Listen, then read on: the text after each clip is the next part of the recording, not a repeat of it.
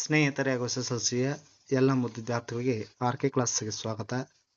ಈ ಒಂದು ತರಗತಿಯಲ್ಲಿ ಎಸ್ಎಸ್ಎಲ್ಸಿಯ ಗಣಿತದ ಘಟಕವಾದಂತಹ ವಾಸ್ತವಿಕ ಸಂಖ್ಯೆಗಳು ಘಟಕದಲ್ಲಿ ಬರ್ತಕ್ಕಂಥ ಇಂಪಾರ್ಟೆಂಟ್ ಆಗಿರ್ತಕ್ಕಂಥ ಲೆಸನ್ ಬೇಸ್ ಅಸೆಸ್ಮೆಂಟ್ ಅಂದರೆ LB ಆಧಾರಿತ 1 ಅಂಕದ ಪ್ರಶ್ನೋತ್ತರಗಳನ್ನು ಚರ್ಚೆ ಮಾಡೋಣ. ಸ್ನೇಹಿತರೆ, ವಾರ್ಷಿಕ ಪರೀಕ್ಷೆಗೆ LB ಆಧಾರಿತವಾಗಿ ಪ್ರಶ್ನೆಗಳನ್ನ ಕೇಳ್ತಕ್ಕಂಥ ಪರೀಕ್ಷೆಯ ದೃಷ್ಟಿಯಿಂದ ಬಹಳಷ್ಟು ಇಂಪಾರ್ಟೆಂಟ್ ಆಗಿರ್ತಕ್ಕಂಥ ಪ್ರಶ್ನಾವಳಿಗಳು. ಇದುವರೆಗೆ ವಿದ್ಯಾರ್ಥಿಗಳು ನನ್ನ ಚಾನಲ್ ಸಬ್ಸ್ಕ್ರೈಬ್ ಆಗ್ತಾ ಇದ್ರೆ ಸಬ್ಸ್ಕ್ರೈಬ್ ಆಗಿ, ಲೈಕ್ ಮಾಡಿ, ಫ್ರೆಂಡ್ಸ್ಗೆ ಶೇರ್ ಮಾಡಿ. ಈಗ ವಾಸ್ತವಿಕ ಸಂಖ್ಯೆ ಘಟಕದಲ್ಲಿ ಬರ್ತಕ್ಕಂಥ LB ಆಧಾರಿತ 1 ಅಂಕದ ಪ್ರಶ್ನೋತ್ತರಗಳನ್ನ ನೋಡೋಣ. 1 ಅಂಕದ ಪ್ರಶ್ನೆಗಳು. ಮೊದಲನೇದು ಬರ್ತಕ್ಕಂಥ ಪ್ರಶ್ನೆ, 140 ಅವಿಭಾಜ್ಯ ಅಪವರ್ತನಗಳ ಗುಣಲಬ್ಧವಾಗಿ ವ್ಯಕ್ತಪಡಿಸಿ. ಈಗ 140 ಹೊಡ್ಕೋಬೇಕು ನಾವು. 140 ಹೊಡ್ಕೊಂಡಾಗ ಏನಾಗ್ತದೆ? 140 ಹೊಡ್ಕೊರೋಣ. ಅವಾಗ 2 ಹೊಡ್ಕೊರೋಣ. 2 7 14 0 ಬರ್ತಂಗ ಬರ್ತದೆ. ನಂತರ 2 3 6 1 ಐತು, 2 5 10. ನೆಕ್ಸ್ಟ್ 2 ಹೋಗಲ್ಲ, ನೆಕ್ಸ್ಟ್ 5 ಹೋಗುತ್ತದೆ. 3 ಹೋಗಲ್ಲ, 4 ಹೋಗಲ್ಲ, 5 ಹೋಗ್ತಾ, 5 7 35. ನಂತರ 7 1 7. ಹಂಗಾರ ದಿನ ಬರುವುದು 2 × 2 × 5 × 7. ಆದ್ದರಿಂದ 2 × 2 2 × 2 × 5 × 7 ಅಂತ ಬರಿಬಹುದು.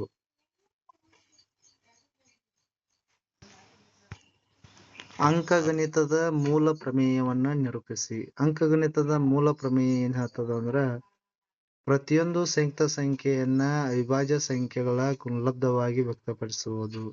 ಪ್ರತಿಯೊಂದು ಸಂಯುಕ್ತ ಸಂಖ್ಯೆಯನ್ನ ಅವಿಭಾಜ್ಯ ಸಂಖ್ಯೆಗಳ ಗುಣಲಬ್ಧವಾಗಿ ವ್ಯಕ್ತಪಡಿಸಬಹುದು. ಈ ಅವಿಭಾಜ್ಯ ಅಪವರ್ತನಗಳ ಘಟಕಗಳು ಕ್ರಮವನ್ನೇ ಹೊರತುಪಡಿಸಿ ಅನನ್ಯವಾಗಿರ್ತಾವು.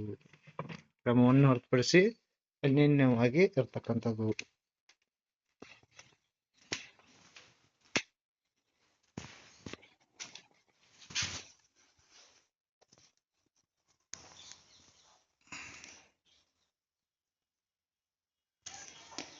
ಮುಂದಿನ ಪ್ರಶ್ನೆ, 24 ಮತ್ತು 36 ಸಂಖ್ಯೆಗಳ ಮಾಸ 12 ಅದರ ಲಸವನ್ನ ಕಂಡಿರಿ. ಈಗ ಲಸ ಮತ್ತು ಮಾಸಗಳ ಗುಣಲಬ್ಧವನ್ನ ಕಳಿಬೇಕು. ಆಗ ಲಸ ಮತ್ತು ಮಾಸವನ್ನ m ಅಂದಾಗ ಅವುಗಳ ಅಪವರ್ತನಗಳ ಗುಣಲಬ್ಧ ಆಗಿರ್ತದ. ಹಂಗಾರ ಈಗ ನಾವು ಕಂಡಿಂದ್ರ ಲಸ ಕಂಡಿಬೇಕು. ಆಗ a × b / m ಅಂದ್ರೆ ಮಾಸ ಆಗಿರ್ತದ. ಆಗ a b ಗುಣಲೆ b ಅಂದ್ರೆ a ಅಂದ್ರೆ 24, b ಅಂದ್ರೆ 36 12 ಆಗ್ತದ. ಲಸ ಅಷ್ಟ, ಮಾಸ 12 ಅದ, /12. ನಂತರ 12 12 24 ಕತ್ತ ಹೊಡೆದ್ರೆ ಆಗ್ತದ. ಇನ್ನು 36 72. ಲಸ ಎಷ್ಟು ಬರ್ತದ? 72 ಲಸ ಬರ್ತಕ್ಕಂಥದ್ದು.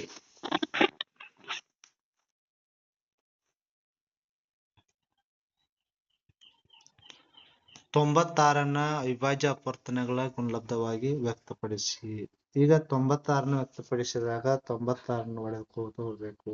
96 2 4 8 2 8 16 2 4 2 4 8 2 12 24 2 6 12 2 3 6 ನಂತರ 3 1 3. ಅದರಿಂದ 2 × 5 × 3 ಅಂತ ಬರಿಬಹುದು. ಹೊಡ್ಕೊಂಡಾಗ 2 × 5 × 3. 156 ಅವಿಭಾಜ್ಯ ಅಪವರ್ತನಗಳ ಗುಣಲಬ್ಧವಾಗಿ ವ್ಯಕ್ತಪಡಿಸಿ. ನೋಡ್ರಿ, 156 ಹೊಡ್ಕೊಂಡಾಗ 156 ನಾವು ಹೊಡ್ಕೊಂಡಾಗ 2 7 14 2 8 16 ಆಗ್ತದೆ. ನಂತರ 2 3 6 1 ಇರ್ತದೆ, 2 9 18. ನೆಕ್ಸ್ಟ್ 3 1 3 3 9. ನಂತರ 13 1 13. ಆದ್ರಿಂದ 2 × 2 × 3 × 13 ಅಂತ ಹೊಡ್ಕೋಬಹುದು.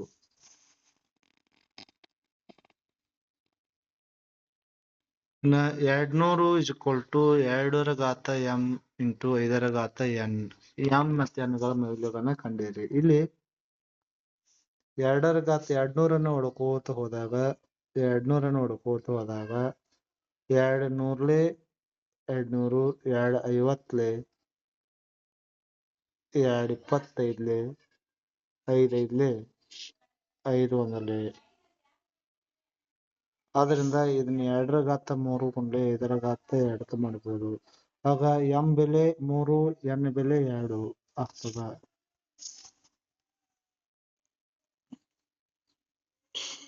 ಇನ್ನು 35ನೇ ಪ್ರಶ್ನೆ 24 ಎಂ ಮೀಟರ್ ಮತ್ತು 36 ಮೀಟರ್ 24 ಮೀಟರ್ ಮತ್ತು 36 ಮೀಟರ್ ಉದ್ದದ ಎರಡು ಸರಳುಗಳ ಗರಿಷ್ಠ ಉದ್ದದ ಸಾಮಾನ್ಯ ಗರಿಷ್ಠ ಉದ್ದವನ್ನ ಕಂಡಿರಿ. ಸಾಮಾನ್ಯ ಗರಿಷ್ಠ ಉದ್ದ ಅಂದ್ರ ಏನು ಅಂದ್ರೆ ವಿದ್ಯಾರ್ಥಿ ತಿಳ್ಕೊಬೇಕಾಗ್ತದೆ.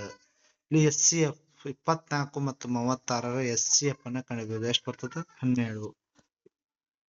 ಅದು LCF ಅನ್ನ ಕಂಡು ಈ ರೀತಿ ನೋಡ್ರಿ, 24 ಮತ್ತು 36ರ ಕಾಮನ್ ಆಗಿ ಬರ್ತಕ್ಕಂಥದ್ದು. ಇಲ್ಲಿ ಸಿಂಪಲ್ ಆಗಿ ಮಾಡಬಹುದು ನಾವು. ಒಂದಲೇ 2 ಎರಡೇ 4 ಒಂದಲೇ 2 ಒಂದು ಇರ್ತದೆ 2 ಎಂಟ್ಲೆ 16. ನೆಕ್ಸ್ಟ್ 2 6 12 2 9 18. ಆಮೇಲೆ 3 ಎರಡ್ಲೆ 6 3 ಒಂದಲೇ 3 3 9. ಆಗ 3 ಎರಡ್ಲೆ 6 6 ಎರಡ್ಲೆ 12 ತರ ಏನಾಗ್ತದೆ? ಮಾಸ ಆಗ್ತದೆ. 7 ಮತ್ತು 3ರ ಸಂಖ್ಯೆಗಳ ಮಾಸ ಮತ್ತು ಲಸಾಗಳ ಮೊತ್ತವನ್ನ ಕಂಡಿರಿ. ಇಲ್ಲಿ ಲಸ ಕಂಡಿಬೇಕು. ಲಸ 7 ಮತ್ತು 3ರ ಮಾಸ 1, ಲಸ 7 3 21. ಅವುಗಳ ಮೊತ್ತ ಎಷ್ಟಾಗ್ತದೆ? 22 ಆಗ್ತದೆ. 1ರಲ್ಲಿ 21 ಕೊಡಿಸಿದಾಗ 22 ಆಗ್ತದೆ.